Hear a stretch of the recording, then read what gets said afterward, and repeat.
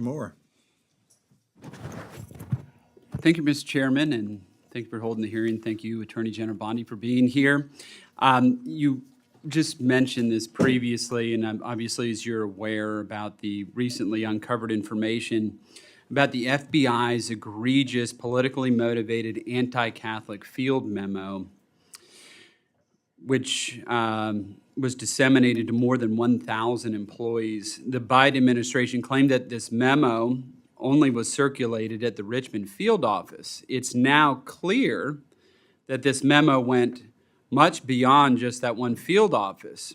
This was a memo that suggested that Catholics, based on their theological beliefs and practices, were radical and that their traditional parishes were vectors for extremism. The FBI went so far as to infiltrate and spy on Sunday masses. So, Attorney General Bondi, I'm grateful for your efforts to combat anti-Christian bias, including the task force you recently stood up. It's clear from both the original leaked memo and the additional documentation that has been released that extremist Southern Poverty Law Center was the basis for this anti-Catholic bigotry coming from the FBI. Will you commit to not use the Southern Poverty Law Center to determine who is a hate group? Committed to working with you on that, Congressman, and thank you for bringing that up about, that was horrible what happened to Catholics and that memo. It didn't just happen to Catholics, of course. It happened to parents at school boards. It happened to people who were peacefully protesting at abortion clinics. That's the end of weaponization under the Trump administration. Well, thank you for that, Attorney General Bondi. What additional resources can this committee provide to further execute your efforts to eradicate anti-Christian bias in the federal government? Yeah, we're committed to working with you. Our Civil Rights Division, led by Harmeet Dillon, is doing an incredible job working on those issues and many more. Our Civil Rights Division, I met with her this morning. I talk to them almost daily, and they are working to protect people of all religions. And, especially now, I'm actually surprised that hasn't come up yet this morning, but in light of everything happening with Israel, all of the anti-Semitic things that have been happening around our country. I went to the crime scene here in D.C. of two young people who were leaving a Jewish museum and were gunned down simply because of their religion. It was horrific. It was horrific.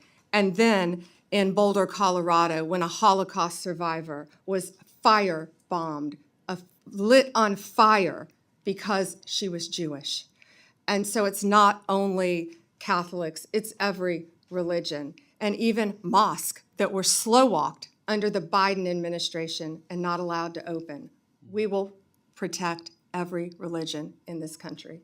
Well, thank you for your commitment to that, and I truly appreciate it, and I think everybody of faith in the United States appreciates that.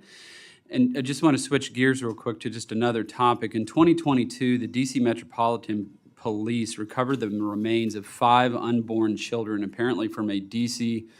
abortion mill, which appeared to be the victims, these 5 remains that were found, victims of a brutal partial birth abortions. As you know, Congress passed a bipartisan law outlawing this gruesome practice in the early 2000s. Public reporting suggests that President Biden's DOJ directed the D.C. Chief Medical Examiner to destroy the remains of the children without performing an autopsy, which the CME appears not to have done yet. General Bondi, will you commit to working with me and this committee to conduct a full and fair investigation into the deaths of these children to ensure justice is served for the DC-5? Yeah, and Congressman, that is a ongoing investigation and pending, so I cannot discuss that in this forum. But on a collateral matter, the woman who retrieved those 5 fetuses was convicted, and she was pardoned by President Trump. And they were basically unborn babies, is what is alleged in the, but I can't discuss it any further. All right. Thank you, Mr. Chairman, and thank you, Attorney General Bondi. I yield back.